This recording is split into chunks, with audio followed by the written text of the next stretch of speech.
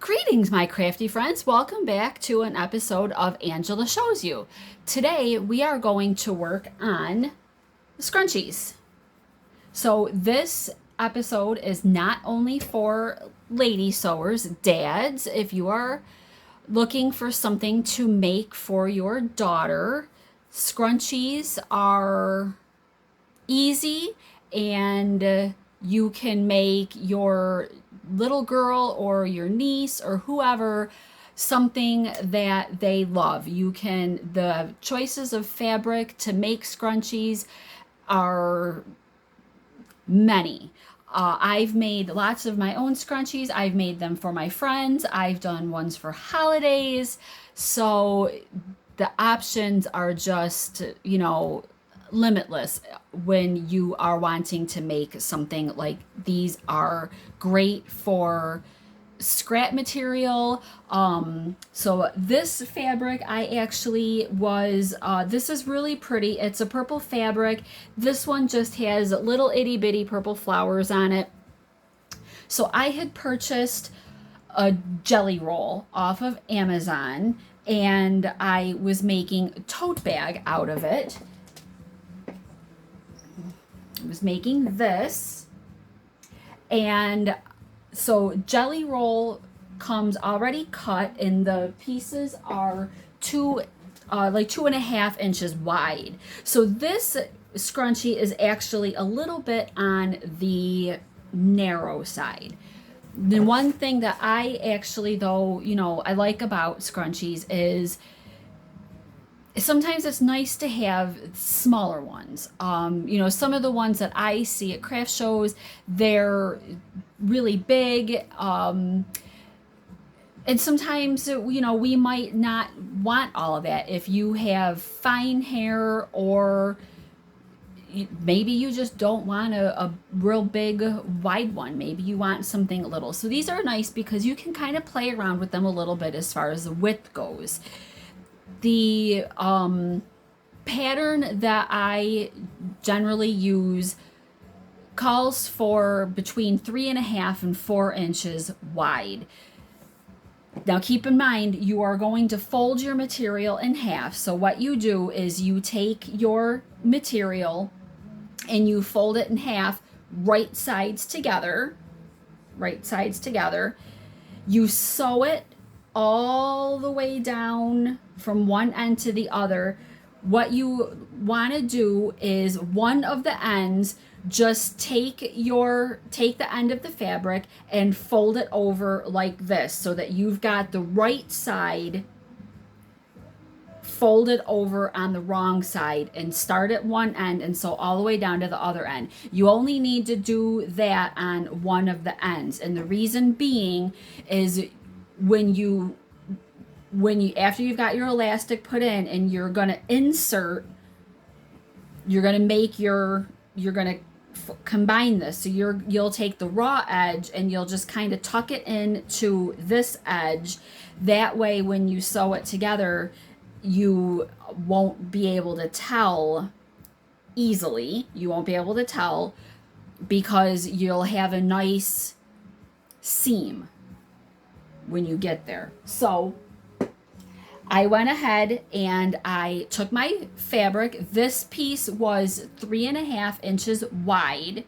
I folded it in half and I sewed it from one end to the other, folding my edge over. Now I bought these turny outy tools on Amazon. I got a 3-pack. There are 3 different widths. It came with a super thin one. This is 3/16 for 3/8 to 5/8 inch fabric tubes.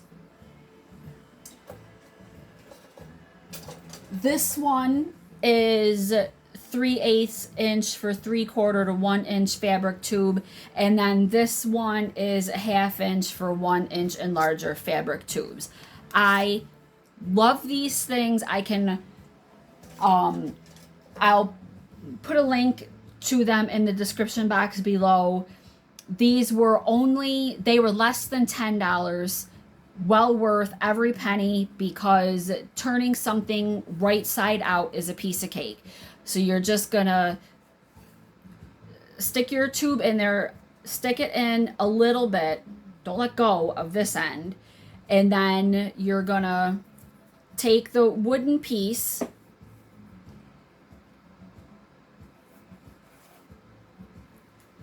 push it in.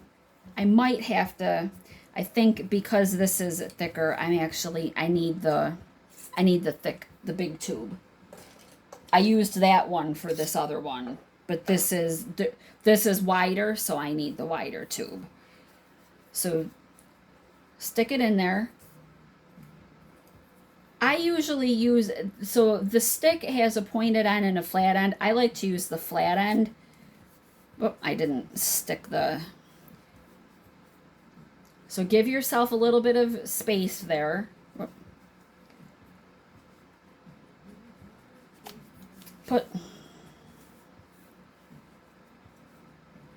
Okay, it went, the first time I did this, it just poked all the way through. I might not have given myself enough material. All right, so here we go. Push like that. So you're pushing the fabric through the tube. Then you can take the stick out and you're just gonna pull, boom, turned right side out, and that took, 3 seconds to do. Then just pull out that piece that was stuffed in there, and now you've got your tube that is right side out. You can go ahead if you want to, and you can iron this flat. I normally do not, but if you want to iron this flat, you can. Now so you've got a raw edge, and then this is the end that we tucked. So see, it's nice and clean. It's not raw and unfinished. So we're gonna, after we get our elastic, you'll take the raw edge and you'll just kind of shove it into the finished edge. That way you'll have the nice finished edge. So take your elastic, cut it. It depends on how scrunchy you want it to be. 6 to 8 inches. This is 6 3/4 inches is how big I cut my piece of elastic. I find it easiest to put a clothespin through one of the ends, and then all you're gonna do, I use the raw edge, is you're gonna feed it through.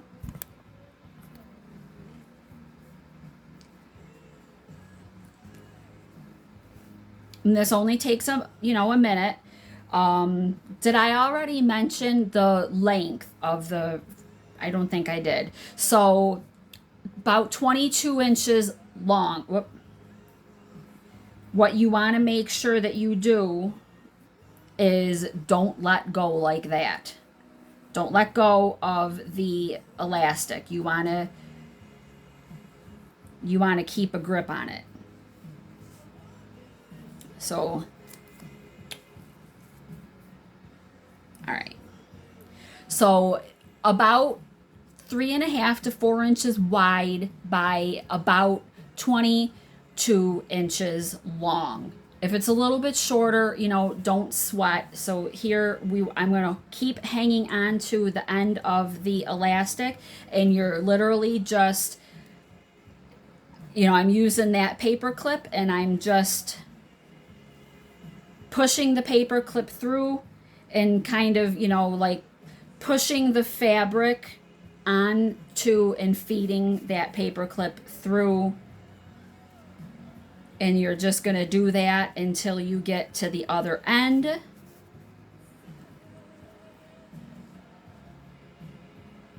Okay, there we go.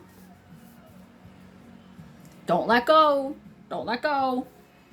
All right, so now we've got our tube going. I just do like to make sure that I keep it flat, and you're going to take your two end pieces here, Unfortunately, you really can't leave, you can't leave the safety pin. I kept calling it a paper clip. I'm so sorry. The safety pin. Take your two ends,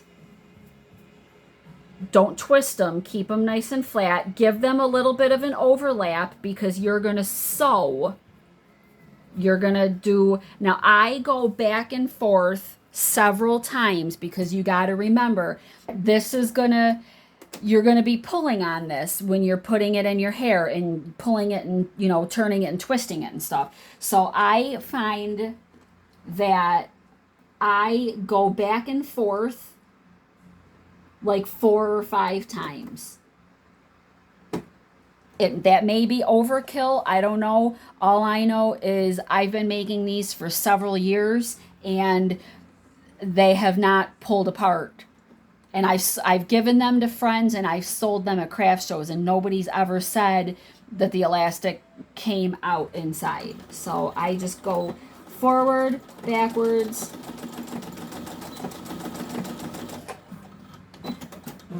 All right. So I sewed it on. I try, you know, I don't do it too close. You can see I didn't do it real close to the edge because you don't want the stitch to pull out. So I gave it a little bit of space in between. Okay, almost done. All we have left to do now is tuck this raw edge into that nice finished edge. I do try a little bit and line up the side seams there. It's not critical, but I do try and do that.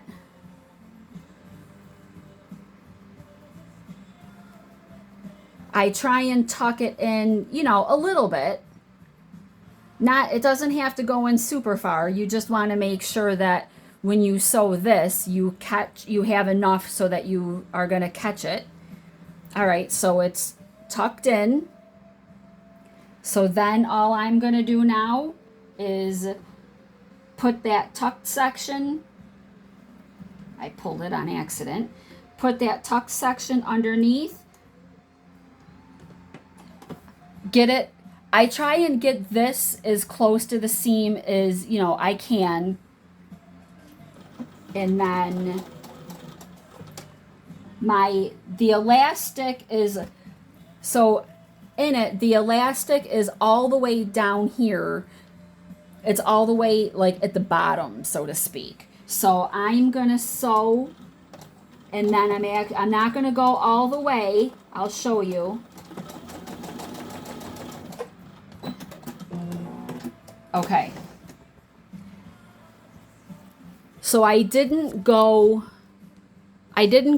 all the way to the end. That way the elastic has that room there where when I sewed that opening closed, I didn't catch it all on this other side.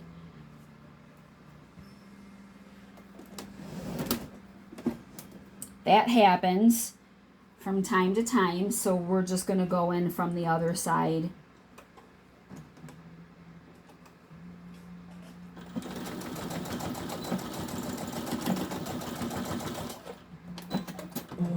Okay, there we go. So now I've got it on both sides.